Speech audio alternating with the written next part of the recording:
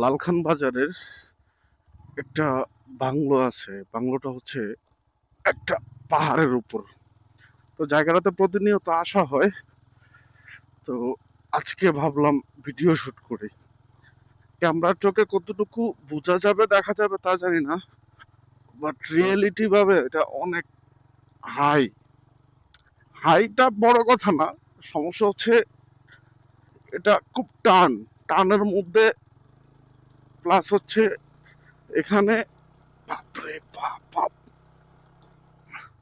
এখানে কোনো রোদ বা দিনের আলো পড়ে না, চারদিক দিয়ে গাছ থাকার কারণে জায়গাটা মারাত্মক লেভেলের। তো ওই সময় উঠার একটা অ্যাটেম্প ছিল, এবার হচ্ছে নামার অ্যাটেম্প। উঠাটা যতটুকু রিক্স, বাট নামাটা আর বড় রিক্স। খুব টেকনিক্যালির মাধ্যমে নামতে হবে, ইন কেস ইমার্জেন্সি যদি চাকা স্কিড করে। কিছু দেখা যায়, গাছের আগা একবারে ঘুরাই চলে যাবে তখন। এখানে নামতে হবে সম্পূর্ণ ইঞ্জিন ব্রেকের মাধ্যমে। চাকার ব্রেকে কোনোভাবে হায়ালি ভাবে পুশ করা যাবে না, পুশ করলেই চাকা স্কিড।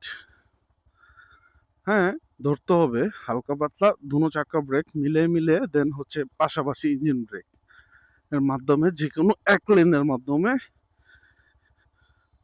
নামাটাই সবচেয়ে বেস্ট। মাঝখান দিয়ে নামা যাবে না। ও এখানে আবার আরেকটা ব্যাপার হচ্ছে, সেটা হচ্ছে প্রাইভেট কার ওঠানামা করে।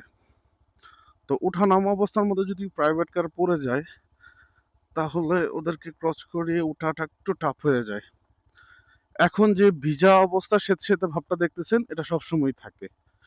রোদ থাকলেও এটাই অবস্থায় থাকে, কারণ এখানে কোনো দিনের আলো বা রোদ কিছু পড়ে না, গাছের ছায়ার কারণে। অতিরিক্ত গাছ থাকার কারণে ছায়া পড়ে না, যার কারণে সবসময় এমনটা ভিজা থাকে। তো ফাইনালি নেমে গেলাম, অবশ্য এখন রাস্তায়। তো টাটা।